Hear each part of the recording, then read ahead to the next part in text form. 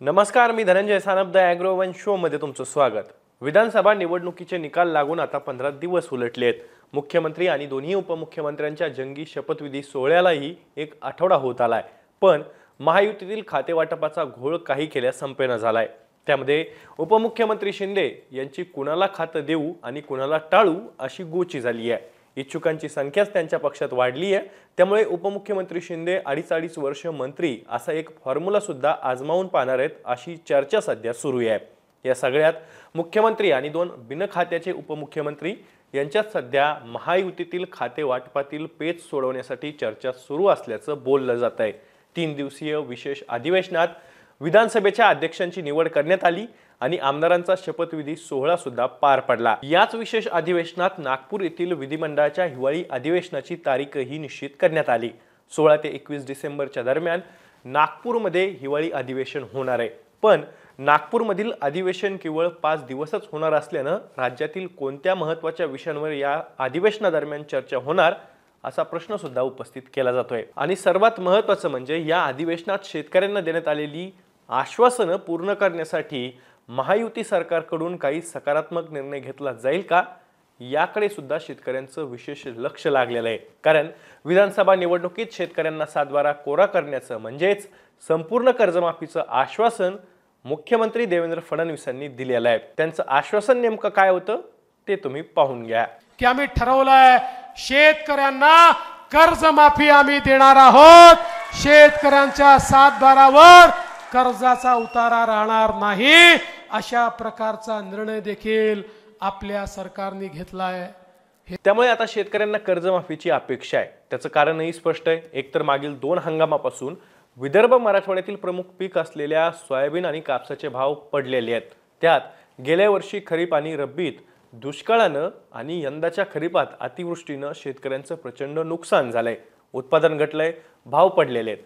बरं, शेतकऱ्यांनी पीक विमा नुकसानीच्या पूर्वसूचना सुद्धा दिल्या, पण कंपनीकडून म्हणजेच पीक विमा कंपनीकडून अद्यापही नुकसान भरपाई मिळालेली नाहीये। विदर्भ आणि मराठवाड्यात झालेल्या अतिवृष्टीच्या मदतीची रक्कम सरकारनं मंजूर केली खरी, पण शेतकऱ्यांना ती मिळालीच नाही अशी शेतकऱ्यांची तक्रार आहे। पीक विमा भरपाई असो वा अतिवृष्टीची मदत, शेतकरी केवळ प्रतीक्षेतच आहेत। त्यामुळे शेतकऱ्यांची आर्थिक कोंडी झाली आहे। मागील 9 महिन्यात राज्यातील 1933 शेतकऱ्यांनी आपलं जीवन संपवलंय। त्यात अमरावती आणि नागपूर विभागात अनुक्रमे 794 आणि 221 शेतकऱ्यांनी आत्महत्या केल्या, तर छत्रपती संभाजीनगर विभागातील 688 आणि नाशिक विभागातील 197 शेतकऱ्यांनी आपली जीवनयात्रा संपवली आहे। या सगळ्या भयान वास्तवाच्या पार्श्वभूमीवर शेतकऱ्यांची आर्थिक कोंडी फोडण्यासाठी महायुती सरकार लवकर निर्णय घेईल अशी अपेक्षा आहे शेतकऱ्यांना। शेतकरी कर्जमाफीची आग्रही मागणी सुद्धा त्यामुळेच करतायत। पण निवडणुकीच्या पूर्वी म्हणजेच प्रचार सभेत शेतकऱ्यांची कर्जमाफी करू असं ठामपणे आश्वासन देणाऱ्या फडणवीसांनी आता मात्र मुख्यमंत्री पदाची शपथ घेताच सावध भूमिका घेतल्याचं आपल्याला पहिल्याच दिवशी पाहायला मिळालं होतं। मुख्यमंत्री पदाची शपथ घेतल्यानंतर पत्रकार परिषदेत फडणवीसांनी दिलेल्या आश्वासनाबद्दल नेमकं काय सांगितलं ते एकदा तुम्ही पाहून घ्या। आणि आमचा प्रयत्न हा असणार आहे की आम्ही आमच्या वचननाम्यामध्ये, जाहीरनाम्यामध्ये जी आश्वासनं दिलेली आहेत ती आश्वासनं पूर्ण करण्याच्या दृष्टीनं पावलं आम्हाला उचलायची आहेत आणि त्या दृष्टीनं पुढच्या काळामध्ये आम्ही निश्चितपणे योग्य वेळी योग्य निर्णय करून दिलेली सगळी आश्वासनं पूर्ण करण्याचा प्रयत्न करणार आहोत। आता खरं म्हणजे फडणवीसांनी सावध भूमिका घेतल्याचं पाहायला मिळत असलं तरीही फडणवीसांकडे नागपूर अधिवेशनाच्या निमित्तानं शेतकरी कर्जमाफीचा निर्णय घेण्याची एक नामी संधी चालून आलेली आहे। तर दुसरीकडे मराठवाडा आणि विदर्भातील सोयाबीन हमीभाव खरेदी आणि सोयाबीनमधील 15% ओलाव्याच्या निकषाला सध्या खरेदी केंद्रांनी वाऱ्यावर सोडलंय, त्याकडेही राज्य सरकारचं लक्ष नाहीये। त्याचा फटका शेतकऱ्यांना बसतोय, तर कापसाचे दरही हमीभावापेक्षा कमी असल्यानं शेतकऱ्यांची आर्थिक कोंडीच झाली आहे। त्यामुळे सोयाबीनला 6000 रुपये दर, भावांतर योजना, कर्जमाफी यासारखे निर्णय मुख्यमंत्री फडणवीसांनी नागपूर अधिवेशनातच घ्यावेत अशी शेतकऱ्यांची अपेक्षा आहे।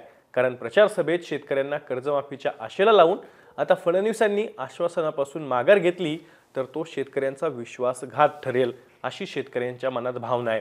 आता फडणवीस नेमकं काय करतात आणि विधिमंडळाच्या हिवाळी अधिवेशनात काय विषय चर्चेला येतात, शेतकऱ्यांच्या पदरात या अधिवेशनात काही पडतं का, तुम्हाला काय वाटतंय कमेंट बॉक्समध्ये नक्की सांगा. मी दररोज संध्याकाळी 6 वाजता ॲग्रोवनच्या यूट्यूब चॅनलवर शेती आणि शेतकऱ्यांच्या हिताचे मुद्दे घेऊन येत असतो. त्यामुळे तुम्ही अजूनही ॲग्रोवनच्या यूट्यूब चॅनलला सबस्क्राईब केलं नसेल तर लगेच सबस्क्राईब करा.